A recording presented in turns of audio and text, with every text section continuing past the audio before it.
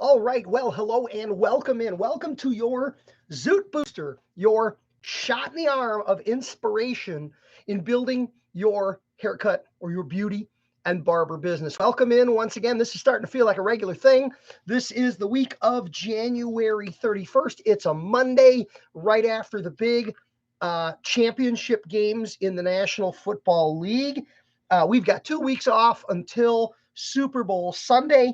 We've got a lot on our minds, and we've got a lot to talk about. The booster shot is intended to be a focused topic conversation for the week to provide you that motivation, that boost, that shot in the arm to help you build and grow your haircut business. And we're going to do just that. I was watching football yesterday, not a big football fan, but occasionally we'll catch a piece of a game or when a game is important. And I got family in Cincinnati. We got a little bit of skin in the game. So yesterday, I did watch the second half of that game and got me thinking about measuring. Football's about yardage. Football's about 3rd and 7. Football's about what does it take to get that first down. Football's about the guys with the chain, with the sticks, moving the line and advancing down the field. So it got me thinking about measurement. And I was looking around the house and I came up with a lot of measuring tools. I found a metal tape measure. This one's in my office for measuring boxes for shipping. I found a fabric dressmaker's tape used for sewing and clothing applications. In the desk drawer, I found a aluminum or metal edged ruler. In one of the kids' old desks, I found a plastic ruler that has the presidents on the back to help you learn the names and the years they served as president of the United States. And I even found one of these. That's an architectural scale. It's a 6-sided, somewhat triangular, specialized measuring device used in technical drawing and in architecture. And all these different measuring devices, all these different rulers are all designed to measure. And I was thinking about them and the different things we measure and the different ways we measure. And I was also thinking about the fact that while they are all very different, and they're all used for measuring very different things, on every single one of them, an inch is an inch. 1 inch equals 1 inch equals 1 inch. There are some standards against which we measure, especially when we're measuring distances. So it got me thinking about measuring in our business. Anybody that knows me knows I love to talk about statistics. I love to talk about tracking, and I love to talk about measurement. There's lots of different things we measure, but I wanted to talk a little bit this week about when we measure, how we measure, why we measure, and what we measure. So let's break it down and let's look at it a little bit. When we talk about goal setting, we talk about SMART goals, S-M-A-R-T, SMART goals. And we break that down as specific, measurable, achievable, realistic, and time-bound. Now, next week, we're going to start a 5-part series, S-M-A-R-T, and break down those letters for you. We're going to talk about them individually. But this week, we are focusing on measurement in a greater sense. So I asked the questions, why do we measure? Well, I think there's some good reasons why we measure in the beauty and barber business, or in any business for that matter. We measure to know if what we're doing is working. If we're working towards a goal, we're looking to grow and achieve and thrive. We want to know that the things we're doing, every client, every day, every week, every month, are working, are moving the needle forward, are progressing our numbers in the direction we hope for them to go. Is it working? We want to know if we should keep doing what we're doing. If it's working, we're going to keep doing it. But if it's not working, it may be time for a little bit of course correction. It's an important benefit of the data that comes from measuring. Should we do something else? Feedback on our efforts is what it comes down to. What are we doing? And is it working? Should we keep going, or should we be making some changes? How do we measure? Well, that depends on where we're at in the game and what exactly we're measuring. I think there's maybe 2 basic ways we measure in the beauty and barber industry. There is my style, old school, with a pencil. Keeping track of numbers, writing things down in a spiral bound notebook, putting little dots on a sheet of graph paper. Powerful forms of information gathering, information coalescing, and feedback. Very visual. I like graphs because I can see it. I know what a hockey stick looks like as it moves up, and I know what a cliff falls off like when I look at it. Old school. There's still plenty of room. There's no school like old school. Plenty of room for manual tracking. Next up, of course, is the data, the information, the feedback, the reporting that comes from our digital systems, whether it be an online appointment booking app or software program or a point of sale software system. Most of those electronic digital tools allow us to either look at things or allow us to press a button to calculate data or to print out reports. And those reports, even in the form of graphs, can be powerful sources of feedback.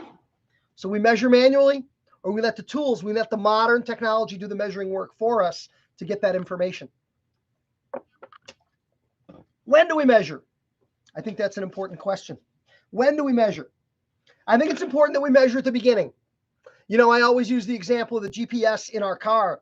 If we want to go somewhere, we use Google Maps or any other mapping system. We tell it where we want to go. I want to go to Soldier Field to watch a football game.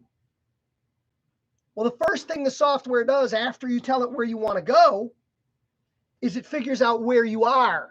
Because the process of going to Soldier Field in Chicago from my house, how I'm going to get there, what road am I going to take, is going to be very different from your house because you don't live at my house. So measuring at the beginning, where are we starting from, is an important question to answer. Of course, measuring at the end, we did what we did. Did we get our results? Measuring at the end is one of the only ways we know if anything that we did was even remotely close to being effective. Of course, there's always the middle. As we talked about earlier, is it working? Should I do something different? Should I keep doing what I'm doing? That's measuring in the middle, or in between the beginning and the end for assessment, for course correction, redirection, and modification. That's measuring in the middle. These periodic points throughout a time frame. You know, in business, we measure annually. We anniversary things over last year. We measure monthly. We measure weekly. Sometimes we even measure daily. And at our level in the beauty and barber business, sometimes we get real granular. We will measure the individual results with a client. Did that client buy add-on services? Did that client purchase take-home hair care product? If so, how much? We divide some of these numbers, average add-ons per ticket, average retail per ticket. We take it all the way down to the individual client ticket for powerful, powerful feedback on some of the things we hope to know and we hope to learn. Then we ask the big question, what are we measuring? Well, there's so many basic benchmarks and statistics in our industry. There's the standard numeric ones, and then there's the host of measurements against our efforts. We could make a long video out of this talking about what we measure and how we measure it in the specifics, but that's not where I really want to go today. I want to keep it a little more surface level. Here's some examples of some things I think we can measure to provide huge insights into our business. How about measuring the effectiveness of our marketing? We're spending money on advertising, marketing, sales, and promotion. Are we getting the results? What would we measure? In this case, we would measure new client traffic, new butts in seats, new heads in chairs is a measurement of the effectiveness of our marketing. Those marketing efforts could be as grandiose as television advertising, Super Bowl ads coming up next couple of weeks, or they can be as simple as passing out cards requesting referrals by way of word of mouth. Don't have to be expensive to be effective. They don't have to be complicated to get the job done. But marketing is marketing and effort is effort. Next up, the quality of our experience. And again, these are not as simple as just the dollars in the cash register. The quality of our experience. How do we measure quality? That one's tougher. That one's a little more ambiguous. I've got a good one. I think one of the best ways to measure the overall quality of the experience that we deliver is by measuring what we call rebook rate. Rebook rate is the mathematical percentage of customers who sit in your chair who book their next appointment today before they leave the building. I believe overwhelmingly people who are massively thrilled will simply rebook. People who do not rebook, there might be a crack in the armor there. There might be a chink in the system. There might be a problem. Sales efforts, obviously, our sales efforts are measured at the cash register. The sale of add-on services, the sale of take-home hair care product, are direct measurements, cash at the bottom line, direct measurements of our sales efforts. Here's another more touchy-feely one, harder to pin down, but I think yet still measurable. What about our trustworthiness? How do we measure the extent to which clients trust us, the extent to which clients believe in us, and believe that we are trustworthy, reliable, and accountable in the things we say and the offers we make? Well, I think that's product sales. You know, clients for so many years and for so long have been disappointed by take-home hair care products and by beauty promises, by hair care promises, skin care promises, and things like that. And as a result, customers are skeptical. Customers want to try things. Customers want to read reviews. Customers want third-party corroboration. I think our trustworthiness comes down to, in many cases, do they believe you? The product sales is a great way to test your believability. If you're very, very successful with product sales, in a large measure, I believe customers trust you. Customers believe you. Customers are willing to go down the road with you. Dependability. Here's another one. How do we measure dependability? That's a little bit different, a little bit odd. Can we count on you? Will you literally be there for us? And when I say be there for us, I mean that in a very, very real way. Will you be there for me? I believe we measure dependability through your rate of occupancy. Bottom line, how busy are you? You need to be present to serve customers. You need to be physically in the business, on time, ready to go at the beginning of the workday. You need to stay for the entire workday and work through the end of your shift. Availability. Your availability to serve customers is one of the single greatest determiners of your success in our business. Those who are available serve, and those who serve build and grow. A great way to assess your dependability is the extent to which you're fulfilling your schedule and the extent to which your schedule is full. That would be your rate of occupancy. Sorry, tripped on my tongue there. Lastly, your ability to retain customers. Are people happy? How do you know they're happy? Can't believe them when they say they're happy. Are people happy? Your ability to retain customers is your repeat request rate, the mathematical percentage of the customers that you serve who you have served before. Are people coming back? Simple question, answered with a yardstick, answered with a rule, and answered through simple measurement.